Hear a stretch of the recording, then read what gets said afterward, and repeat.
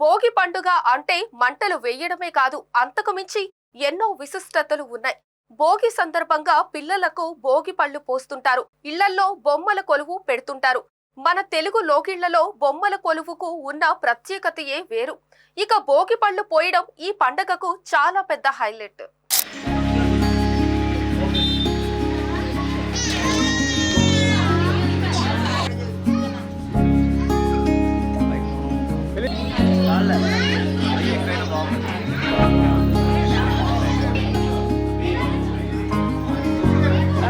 పిల్లలకు భోగిపళ్ళు పోయడం మధురానుభూతి. ఆడంబరంగా భోగిపళ్ళు పోత ఘట్టం. భోగి పండ్లుగా రేగిపండ్లు, సూర్యుడికి ప్రతిబింబంగా నిలిచే రేగిపండ్లు. రేగిపండ్ల వల్ల పిల్లల్లో రోగనిరోధక శక్తి పెరుగుతుంది. అలాగే బొమ్మల కొలువుకు కూడా ఎంతో ప్రత్యేకత ఉంది. సంస్కృతి సంప్రదాయాలు చాటి చెప్పేదే ఈ బొమ్మల కొలువు. పిల్లలకు ఆచార వ్యవహారాలు తెలియజేసేదే బొమ్మల కొలువు.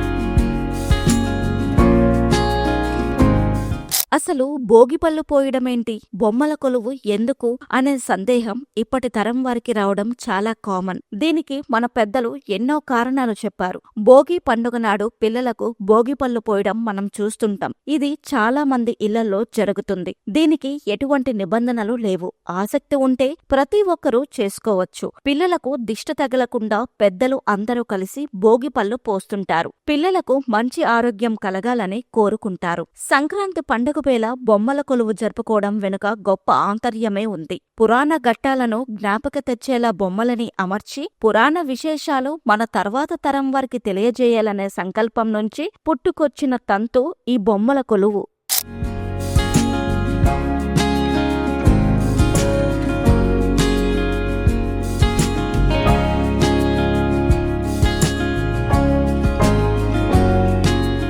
నా పేరు మైథిలి. నేను హైదరాబాద్ నుంచి వచ్చాను. బొమ్మల కొలువు అనేది మన సనాతన సాంప్రదాయంగా జరుగుతున్నది. దక్షిణాయనంలో పడ్డ కష్టాలు సుఖాలు ఇవన్నీ బాధలు పోవటానికని ఉత్తరాయణంలోకి వచ్చినప్పుడు సూర్య భగవానుడికి పిల్లలన్నీ ఆశీర్వచనానికని భోగిపళ్ళు పోస్తారు. ఈ పిడకలతోనూ పాత వస్తువులన్నీ కలిపి భోగి మంటల్లో వేస్తారు. ఈ భోగి పిల్లలకి భోగి మంటల్లో వేయగానే పిల్లలకి పొద్దున్నే లేచి తలస్నానాలు చేయించి వాళ్ళకి పట్టు వస్త్రాలు ధరించేస్తారు. ఆ తర్వాత పొద్దున్నే లేచి పల్లెటూరులో కొత్త బియ్యాలు వస్తాయి. కొత్త బియ్యాలు రాగానే వాళ్ళకి పొంగళ్ళు చేస్తారు. పల్లెటూర్లలో కోడి పందాలు, ఎడ్ల పందాలకి ప్రసిద్ధి.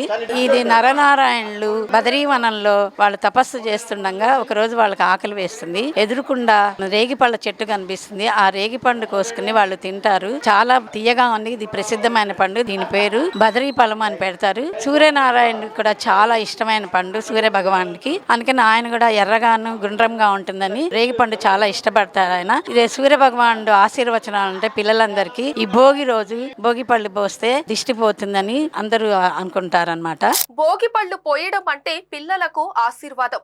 అలాగే బొమ్మల కొలువు ఆచారం వ్యవహారం రెండింటినీ చూపించే అద్దం. ఆరోగ్యం ఒకవైపు, సంస్కృతి మరోవైపు, ఈ రెండింటినీ సమన్వయం చేసిన పండగే భోగి.